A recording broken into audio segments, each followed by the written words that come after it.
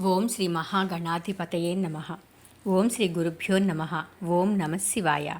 మార్కండేయ పురాణంలో సావరణి మన్వంతరం గురించి తెలుసుకుందాము. మార్కండేయుడు ఇలా చెప్తున్నాడు. క్రోష్టికి మహామాయా ప్రభావముల చేత మన్వంతరమున అదిపుండగు సావరిని స్వాచిష మన్వంతరమున జైత్రవంశమునందు పుట్టిన సురధుండను రాజు కోసల రాజ్యమును పాలించెను. కొంతకాలానికి రాజ్యమును గోల్పోవు రహస్యముగా ఏకాకి అయి తపోవనమునకు వెళ్ళాను. అచట మేధస్సు అనువానిని చూసి వానితో కలిసి సమీపమునందు తపం చేయుచున్న మునివద్దకు వెళ్ళి, మహాత్మా, నేను క్షత్రియుడను, ఇతడు వైశ్యుడు. నేను రాజ్యమును చేయుచు రాజ్యమును భార్యాపుత్రాదులను విడిచి వచ్చినను నాకు మోహము మాత్రము విడుచుటలేదు. అందులకు కారణం చెప్పండి. అదీను కాక ఈ వైశ్యుడు బంధువుల చేతను భార్యాపుత్రాదుల చేతను వెళ్ళగొట్టబడి వారి యందు ఈ వైశ్యునికి మోహము మాత్రం విడవలేక విచారించుచున్నాడు. అందులకు కారణమేమి కలదు అని అడిగాను. మునీంద్రుడు ఇలా చెప్తూ ఉన్నాడు. ఓ రాజా, లోకమునందు అనేక విధములకు జంతువులు కలవు.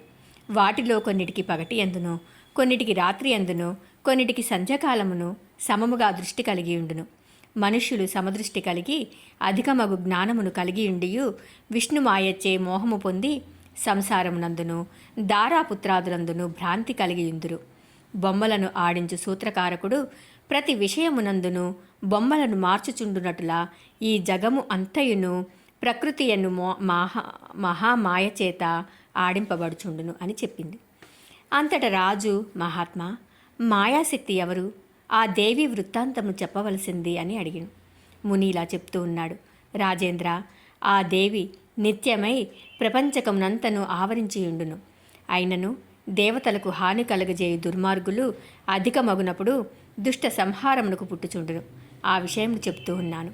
ఒకప్పుడు శ్రీ మహావిష్ణువు ప్రపంచకమంతయు జలార్ణవమయమైన సమయమునందు మర్రి ఆకున పరుండి యోగ నిద్రను చెందుచుండెను. అతని చెవుల నుండి మధుడు, కైటభుడు అను ఇద్దరు రాక్షసులు పుట్టిరి. నాభికమలమునందు నివసించి ఉన్న బ్రహ్మను చూసి వారు నీవెవరు అని అడిగిరి. ఆ మాటలకు బ్రహ్మ, నేను బ్రహ్మను, ఈ ప్రపంచకమంతయు పుట్టించు సృష్టికర్తను, నేను విష్ణుపుత్రుడను అని చెప్పాను. ఆ వాక్యములను మధుకైటభులు విని, మేము విష్ణుపుత్రులము గాని నీవు కావు, నిన్ను మిరింగెదము అని పలికారు. ఆ మధుకైటభుల మాటలను బ్రహ్మ విని భయము కలవాడై శ్రీ విష్ణుదేవుని నేత్రములను ఆవరించి ఉన్న యోగనిద్రను ప్రార్థించెను. అప్పుడు శ్రీ విష్ణుని ముఖము, నేత్రములు, నాసిక, బాహువులు, హృదయముల నుండి మాయాశక్తి పుట్టి ప్రపంచకమంతయు ఆవరించి బ్రహ్మ ఎదుట నిలిచి ఉండెను. అంతటా మహావిష్ణువు యోగనిద్రను చాలించి బ్రహ్మను మృంగుటకు యత్నించుచున్న మధుకైటపులను నివారించి ఇది తగదని చెప్పెను. ఆ మాటలను మధుకైటభులు విని విష్ణుని మీదకు యుద్ధమునకు వచ్చిరి. శ్రీ మహావిష్ణువు మధుకైటభులతో యుద్ధము చేయుటకు ప్రారంభము చేసెను.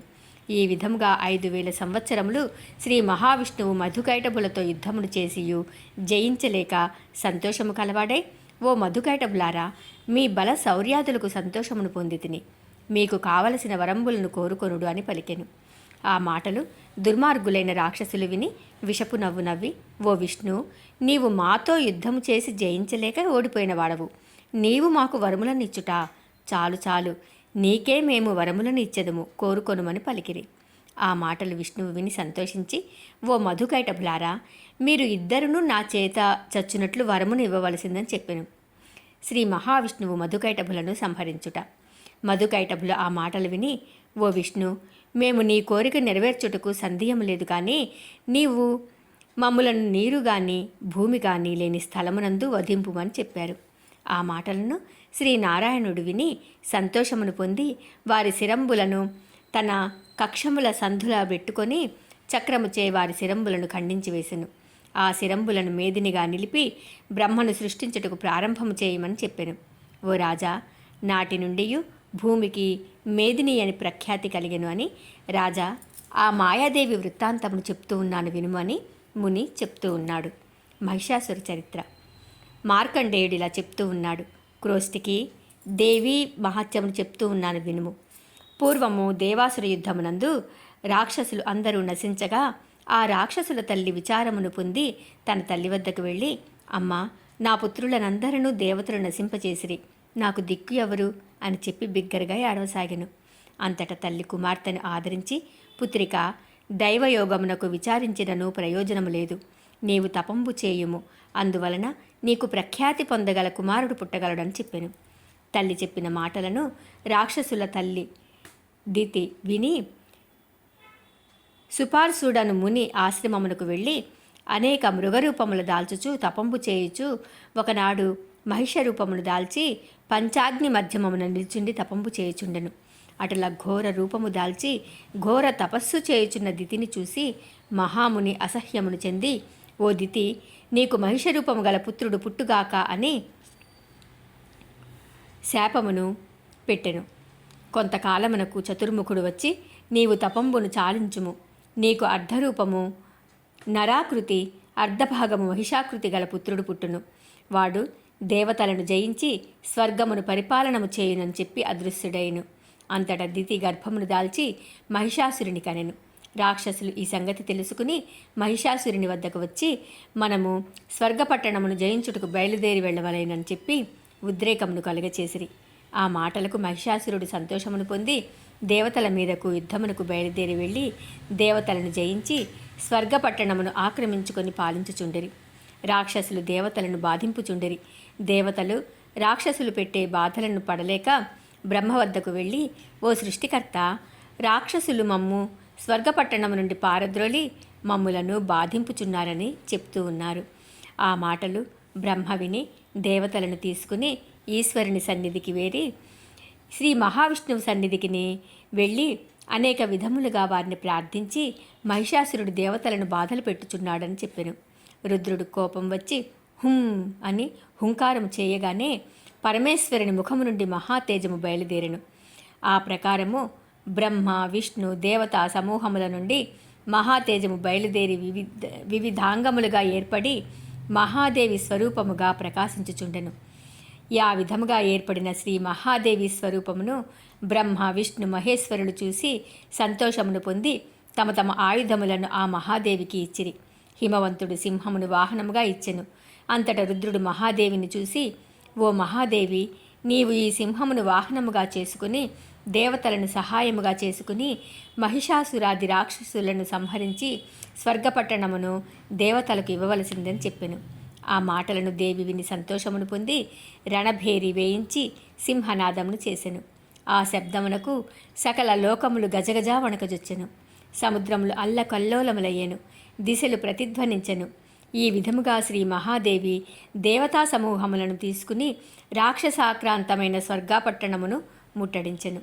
శ్రీ మహాదేవి దేవతా సమూహములతో స్వర్గపట్టణమును ముట్టడి వేసిన సంగతి మహిషాసురుడు చారుల వలన తెలుసుకుని రౌద్రాకారుడై అట్టహాసము చేసి చతురంగ బలములను సిద్ధము చేసుకుని మహాదేవితో యుద్ధమునకు తలపడెను.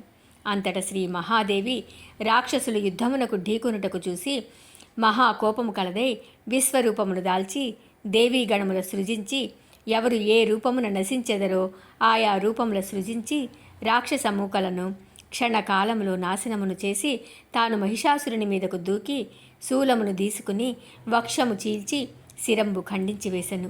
అంతట రాక్షస మూకలు భయము కలవారై చెల్లాచెదురై పారిపోయిరి.